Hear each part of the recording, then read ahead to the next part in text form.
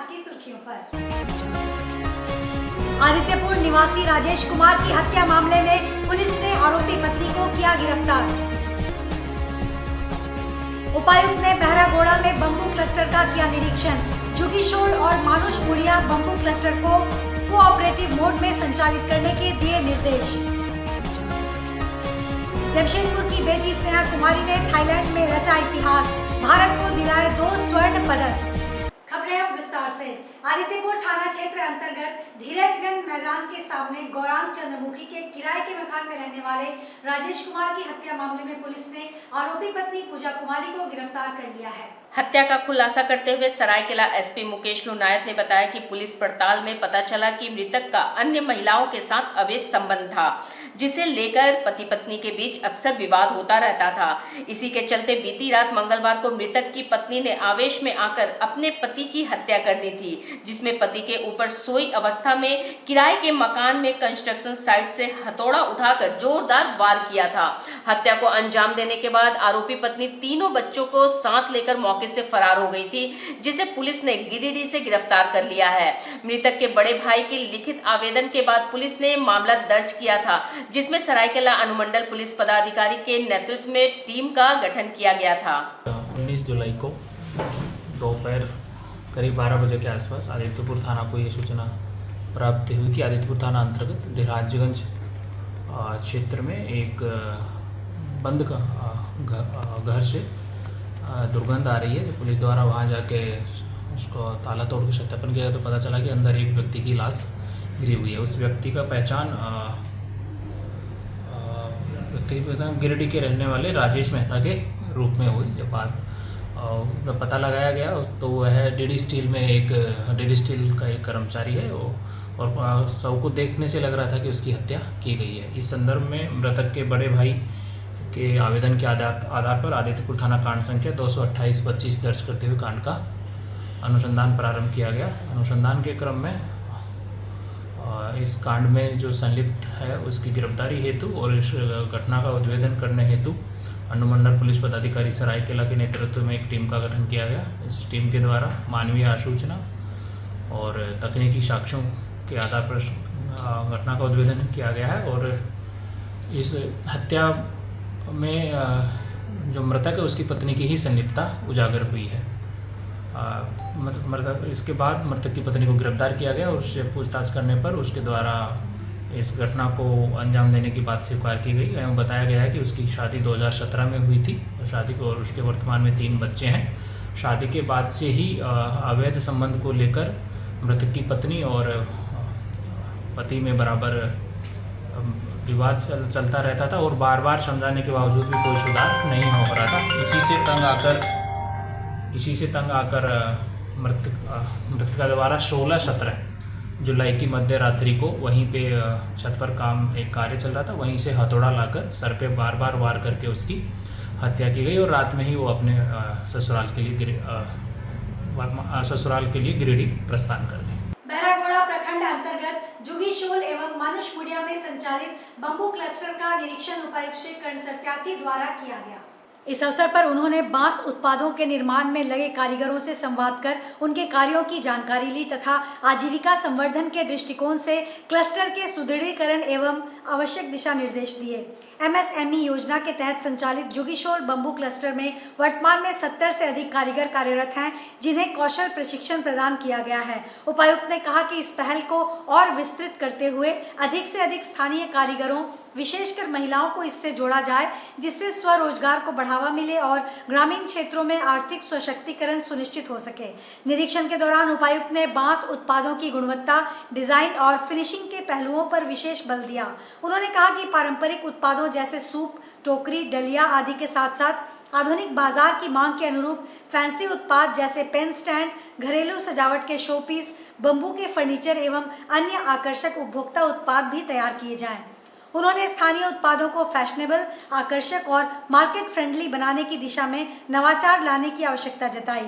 उपायुक्त ने जिला उद्यमी समन्वयक एवं DPM JSLPS को निर्देशित किया कि क्लस्टर का संचालन कोऑपरेटिव मोड में किया जाए और इसके लिए आवश्यक प्रक्रिया शीघ्र आरंभ की जाए।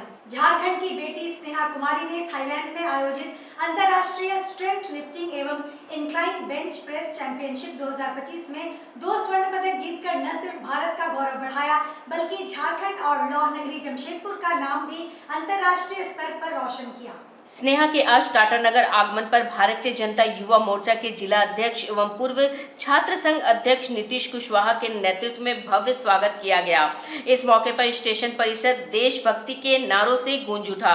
भारत माता की जय, नारी शक्ति जिंदाबाद और झारखंड की शान स्नेहा कुमारी जैसे उद्घोषों से माहौल गर्व से भर गया। आज जूसलाई विधानसभा के पूर्व प्रत्याशी दुखू मछुआ के नेतृत्व में कई लोगों ने उपायुक्त के नाम ज्ञापन सौंपा, जिसमें दिव्यांग, वृद्ध और महिलाओं को पिछले 1-2 साल से पेंशन नहीं मिल रहा है। विधवा महिला पूनम शर्मा ताप्ती दत्त का कहना है कि मेरा सर्टिफिकेट आ गया है, 2 साल होने जा रहे हैं, मुझे अभी तक विधवा पेंशन नहीं मिला है। वहीं ताप्ती दत्त बताती हैं कि उसे फरवरी माह से अब तक बीच का पेंशन नहीं मिला है। दुखू मछुआ का कहना है कि पेंशन नहीं मिलने के कारण कई परिवार काफी दुखी और परेशान हैं। उनका घर नहीं चल रहा है, कोई कमाने वाला नहीं है, इसलिए उपायुक्त महोदय से निवेदन है कि इन लोगों का पेंशन जल्द से जल्द मिले। वृद्धा, दिव्यांग, विधवा, इन लोगों का पेंशन कभी आ रहा है तो कभी नहीं आ रहा है। कईयों का सालों भर से नहीं आ रहा है। इससे जो है इसके जो कम से कम जो भी थोड़ा बहुत राहत होती थी वो हो नहीं पा रहा है, वो पीड़ित हो रहा है।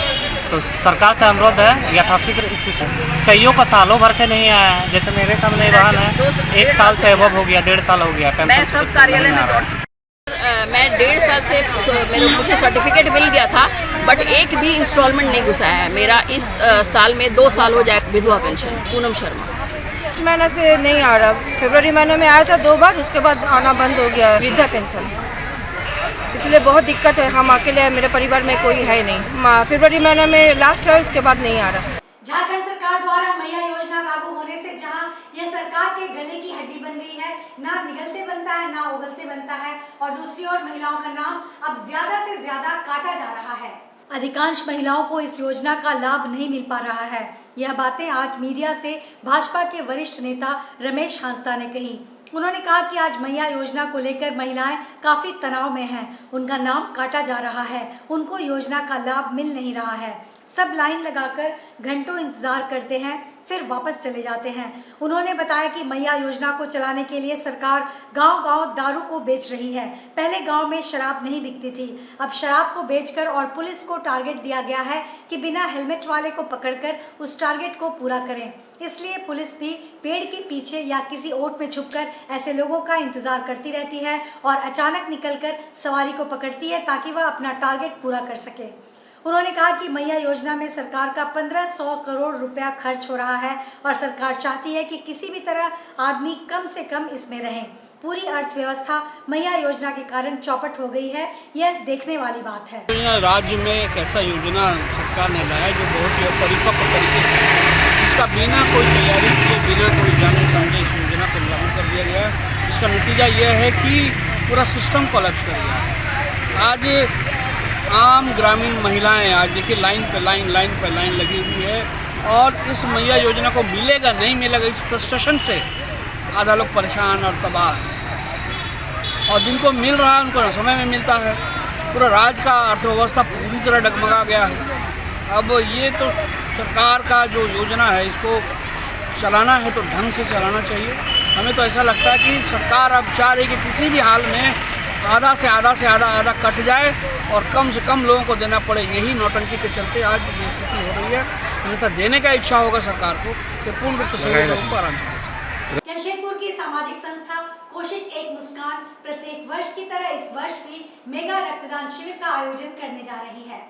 इस वर्ष संस्था का 8वां रक्तदान शिविर है, जिसका आयोजन 7 सितंबर को सिद्धगोड़ा टाउन हॉल के सोन मंडप प्रांगण में होगा। यह रक्तदान स्वतंत्रता महासंग्राम के महानायकों की पुण्य स्मृति पर होगी। इस वर्ष 1500 रक्त संग्रह का लक्ष्य रखा गया है, जिसे लेकर संस्था से जुड़े सदस्यों के साथ संरक्षक शिवशंकर सिंह ने बैठक की, जिसमें कार्यक्रम को सफल बनाने के लिए चर्चा करते हुए सुझाव लिया गया। शहरवासियों से इस रक्तदान महादान में शामिल होकर सहयोग करने की अपील की है। इसका बैठक मुख्य रूप से जमशेदपुर की एक नामचीन संस्था जो पिछले 8-10 वर्षों से समाज के क्षेत्र में लोकहित में जनहित में काम करने वाली संस्था कोशिश एक मुस्कान लाने के माध्यम से अपने 8वें रक्तदान शिविर को सफल बनाने के लिए ये बैठक रखा गया था। आपके और आपके चैनल के माध्यम से मैं पूरे जमशेदपुर के शहरवासियों को ये आग्रह करता हूँ, निवेदन करता हूँ कि 7 सितंबर दिन रविवार स्थान सोन मंडप सीधगोड़ा में ये कार्यक्रम सुनिश्चित किया गया है।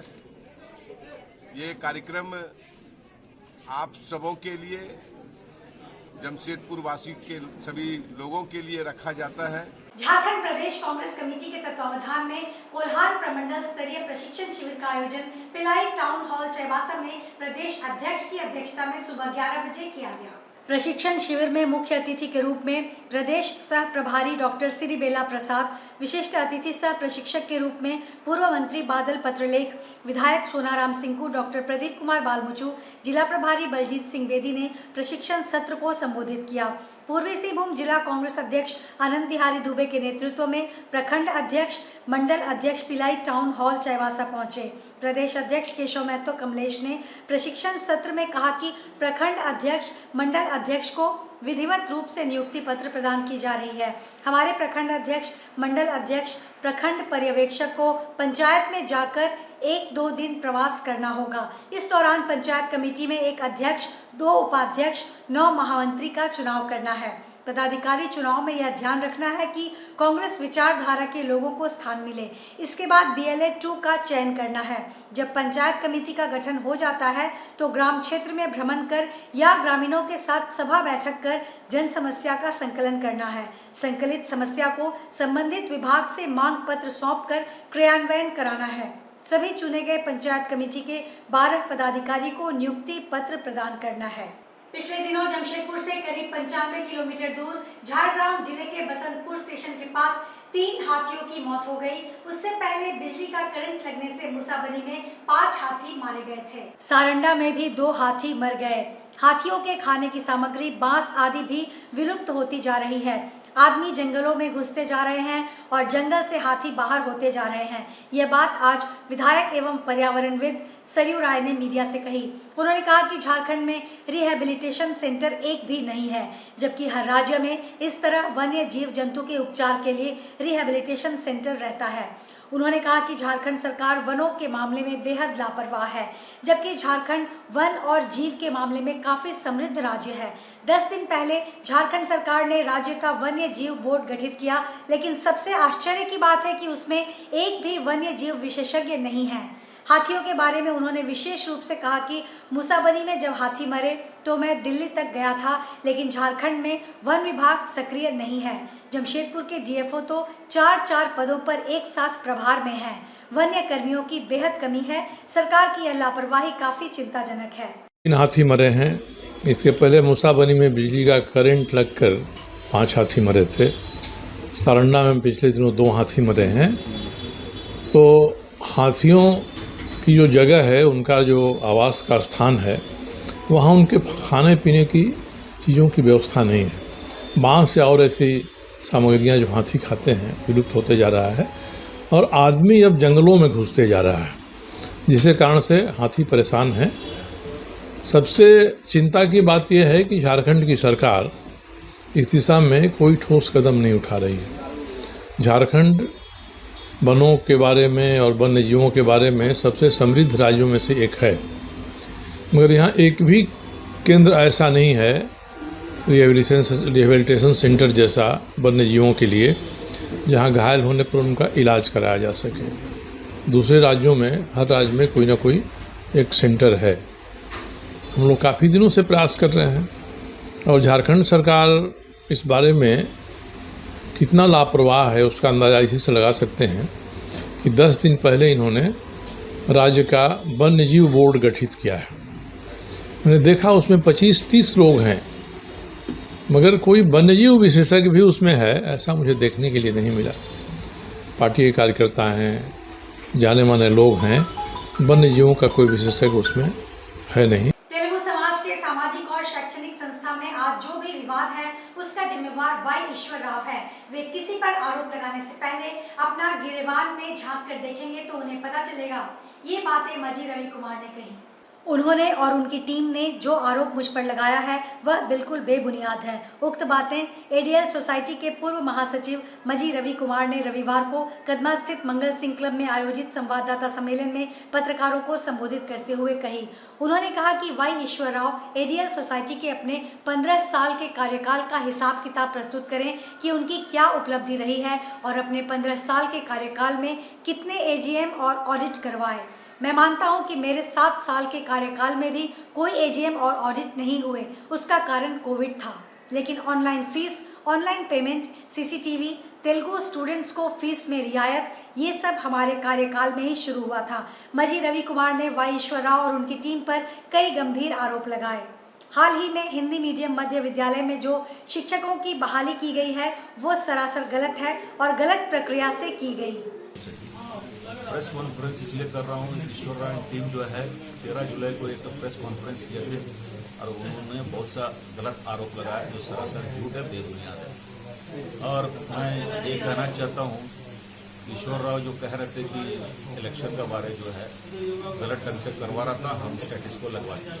स्टेटस को लगवा दिए तो अच्छी बात है। कोर्ट का द्वारा पता चल जाएगा कौन सही है कौन गलत है। कोर्ट का निर्देश को कोई निराधार नहीं कर सकता है। कोर्ट का आदेश को पालन करना होगा। अब उस पर जो निर्णय आएगा उसमें हम लोग पालन करेंगे। और ईश्वर राव ये आरोप लगा रहा था कि हम लोग ऊपर में एमपी हॉल बनाने नहीं दे रहा। एमपी हॉल बनाने नहीं दे रहा और रतन टाटा जी का नाम से बनाने पर जो है हम लोग विरोध कर रहे हैं। ये सरासर झूठ है। रतन टाटा जी का नाम से विरोध कोई नहीं कर सकता है, इसलिए कि रतन टाटा जो है टाटा परिवार से है और टाटा परिवार का चलते या जमशेदपुर यहाँ पर है। जमशेदपुर का तेलुगु वासी नहीं, पूरे जमशेदपुर में जितना भी वासी है कोई भी रतन टाटा का नाम से विरोध नहीं कर सकता। ऊपर से हम लोग टाटा स्टील का एम्प्लॉय हैं और उनका नमक खाते हैं और जरूर जो है उनका समर्थन करते हैं। कभी भी बनेगा हॉल तो रतन टाटा जी का नाम से ही बनेगा। और ईश्वर राव टीम को ये पता नहीं है कि रतन टाटा जी का नाम से बनाने से पहले टाटा घराना से जो है टाटा स्टील से जो है परमिशन लेना पड़ता है कि हम लोग जो है रतन टाटा जी का नाम से एमपी हॉल बना रहे हैं। ये लोग जो है बेवकूफ जैसा बात करते हैं। वो लोग के कहीं से परमिशन लिया, उसका लेटर दिखाने बोलिए। सरायकेला खरसावां जिले के चांडेल अनुमंडल अंतर्गत कपाली ओपी क्षेत्र की कपाली बस्ती में जमीन विवाद को लेकर दो समुदायों के बीच जोरदार पथराव हो गया। घटना में दोनों पक्षों को नुकसान हुआ है। मामला एक जमीन को लेकर बताया जा रहा है जो पूर्व में स्थानीय गणेश पूजा समिति को पूजा पाठ के लिए दी गई थी। जानकारी के अनुसार उक्त जमीन को लादेन महतो नामक व्यक्ति ने पहले पूजा समिति को दान किया था, जहां वर्षों से पूजा अर्चना होती रही है। हाल ही में लादेन महतो ने बस्ती वासियों को मंदिर निर्माण के लिए पुनः जमीन दान देने की बात कही थी। हालांकि शनिवार को कुछ युवक मौके पर पहुंचे और खुद को जमीन का खरीदार बताते हुए दावा करने लगे कि यह जमीन उनकी है। जब बस्ती वासियों ने विरोध किया तो देखते ही देखते विवाद बढ़ गया और दोनों पक्षों के बीच मारपीट व पथराव शुरू हो गया। ईंट पत्थर चलने से आसपास के कई घरों और संपत्ति को नुकसान पहुंचा। घटना की सूचना मिलते ही कपाली ओपी पुलिस दल बल के साथ मौके पर पहुंची और हालात को काबू में किया। पुलिस के हस्तक्षेप के बाद स्थिति फिलहाल नियंत्रण में है। इस संबंध में कपाली पुलिस को लिखित शिकायत प्राप्त हुई है, जिसके आधार पर 4 आरोपियों के खिलाफ एफआईआर दर्ज की गई है। पुलिस ने मामले की जांच शुरू कर दी है और जल्द कार्रवाई का आश्वासन ग्रामीणों को दिया है। वो लोग क्या बोलता है, गणेश पूजा का मंदिर बनाने का था वो लोग का, उसका नाम है लादन जमीन वाला। तो वो बोला कि हम जमीन दे रहे हैं, मेरा जमीन में तुम लोग भगवान का मूर्ति बनाओ। तो कौन एक आजाद बस्ती का, उसका नाम तो नहीं जान रहे हैं, वो आया, वो बोलता हम खरीद लिए। वो बोला कि जिसको पैसा दिया है उससे, मेरा जमीन तो हम नहीं लिया पैसा। वो बोला हम बच्चा लोग को दान कर दिए मूर्ति का लिए। तो हो गया, कल मूर्ति उर्ति बनाया वो लोग, किनो आया, झमेला हो रहा था। आरिफ लड़का का नाम है, वो आके मारपीट करने लगा, यहाँ पर उदाली उदाली चलाने लगा। उसी में सब लूझ गया मारने के लिए। फिर सब उधर गया लड़का लोग, बस मेरा सैलून में आके ये बड़ा बड़ा पत्थर आरिफ चलाने लगा और बेंच को भी मेरा तोड़ दिया, हमको भी 2 ईंटा चला दिया। उसका बड़ी मम्मी आके उसको पकड़ के ले गई। अब मेरा लेवेस्टर के ऊपर भी ईंटा चला, बेंच भी तोड़ दिया। कितने लोग थे ईंटा चलाने में? ईंटा चलाने तो पूरा बहुत आदमी था, हम नहीं देखे, लेकिन आरिफ को हम देखे, मेरा सैलून में चलाने लगा। तो अब बेंच भी वही तोड़ा मेरा, हमको भी 2 ईंटा वही चाहिए। मैंने ना वो मंदिर के लिए दान किया ज़मीन को, तो उसमें ज़मीन दलाल लोगों आके मंदिर उंदिर को तोड़ फोड़ दिया। और उसके बाद फिर जब हम लोग बस्ती वाला लोग विवाद किए कि काहे ऐसा कर रहा है, तो रीमो बोल के आदमी है, ईमो नाला उस पर तरफ से आता है और उसी का दोस्त लोगन फिर पूरा सबको फिर मारने लग गया। मुंडी उंडी फूटा है, डंडा उंडा से पूरा सबको चलाया है। मेरा भी दुकान में देख रहे पूरा हमला कर दिया, बेंच उंच तोड़ दिया है, पूरा पत्थर उत्थर मारा है। आरी पूरी कौन कौन बस्ती का लड़का लोग था 4-5 ठो। हाँ, पत्थर आरिफ नाम है लड़का का, जो मेरा दुकान में पत्थर मारा है, और उसी का साथ में जो रहता है 5-6 ठो लड़का, और वो लोग मिल के मारा है। मिथिला सांस्कृतिक परिषद द्वारा भवन परिसर में 1.25 लाख पार्थिव शिवलिंग का पूजन किया गया, साथ ही रुद्राभिषेक का भी आयोजन किया गया। संस्था के पूर्व अध्यक्ष शिशिर कुमार झा ने बताया कि यह पूजन देश की सुख समृद्धि के लिए किया जा रहा है। इस पूजा में भाग लेने वालों को कष्ट से मुक्ति मिलती है। इसमें केवल मिथिलावासी ही नहीं, सभी लोग आकर भाग लेते हैं। 1.25 लाख पार्थिव शिवलिंग मिथिला सांस्कृतिक परिषद की महिला मोर्चा द्वारा तैयार किया गया है। कार्यक्रम समस्त मिथिलावासी ही नहीं, समस्त झारखंड वासियों की शुभकामना के हेतु मिथिला सांस्कृतिक परिषद के द्वारा यहाँ शंकर भगवान के पूजन की व्यवस्था की गई है, जिसमें रुद्राभिषेक संग संग महादेव पूजा हो रही है। लोगों को आमंत्रित इसलिए किया गया है कि इस विपद समय जो अभी परिस्थिति से कालग्रह गलत चल रही है, वो आए, बैठ करके पूजा का आनंद लें, मानसिक शांति मिले और समाज का कल्याण हो, विश्व का कल्याण हो। यहाँ हमारे यहाँ जो कार्यक्रम होता है उसमें शिवलिंग की पूजा होती है, उसमें पार्थिव महादेव बनाया जाता है। महिलाएं आकर के पार्थिव महादेव बनाती हैं। 1.25 लाख महादेव बनाया गया है और उनकी पूजा की जा रही है। विजय गार्डन बारिडी की रहने वाली डॉक्टर रानी ठाकुर दिल्ली में मिसेस इंडिया यूनिवर्स का टाइटल 20 जुलाई को जीतकर झारखंड की पहली महिला बन गई हैं इस टाइटल को जीतने वाली। क्योंकि यह टाइटल आज तक किसी झारखंड की महिला ने नहीं जीता है। यह प्रतियोगिता VVN एंटरटेनमेंट द्वारा God grace banquet hall Rohini 3 में आयोजित की गई, जिसमें पूरे देश विदेश से प्रतिभागी थे। इसके ऑर्गेनाइजर श्री विक्की बहल हैं। डॉक्टर रानी ठाकुर वरिष्ठ भाजपा नेत्री हैं और इससे पहले भी कई सौंदर्य प्रतियोगिता जीत चुकी हैं। Miss Bihar, Mrs Asia 2019, Mrs India international 2021, Mrs India world 2022, दीवा अवार्ड 2023 अपने नाम कर चुकी हैं और शहर का नाम ऊंचा कर चुकी हैं।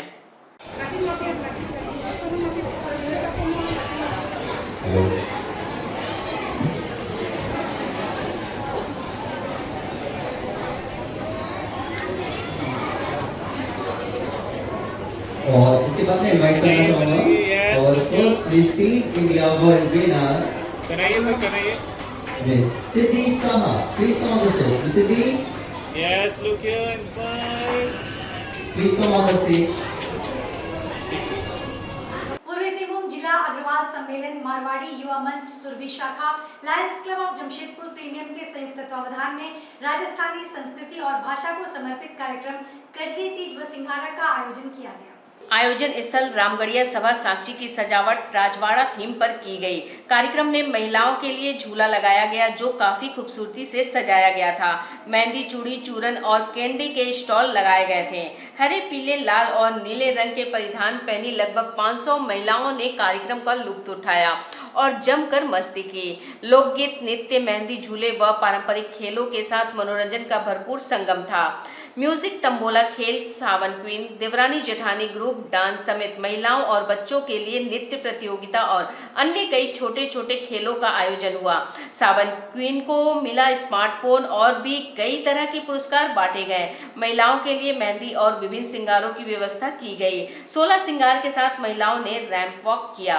सम्मेलन एवं मरवाड़ी युवा मंच स्टील सिटी सुरभि शाखा और लायंस क्लब प्रीमियम के द्वारा आयोजित कजरी तीज वॉल्यूम 3 मतलब तीसरा वर्ष ये हम लोगों का कंटिन्यूस हो गया है और हर वर्ष मुझे लग रहा है कि उत्साह और लोगों के अंदर का जोश बढ़ता जा रहा है। ये कार्यक्रम हमारी मातृशक्ति महिलाओं के लिए, बहनों के लिए किया जाता है। हर बार हम लोग कोशिश करते हैं कार्यक्रम को एक नए स्पॉट में करें। इसका पहला कार्यक्रम अग्रसेन भवन में हुआ था, दूसरी बार ये कार्यक्रम तुलसी भवन में हुआ था, इस बार हमने इसे रामगढ़िया सभा में किया। हर बार कुछ ना कुछ नए चेंजेस किए जाते हैं। इस बार आपको अंदर में चूड़ियों का स्टॉल, चूरन का स्टॉल, बाकी और अन्य व्यवस्थाएं, गेम्स, और मुझे लगता है लाखों रुपए के 100 से अधिक गिफ्ट महिलाओं के बीच में बांटे जाएंगे।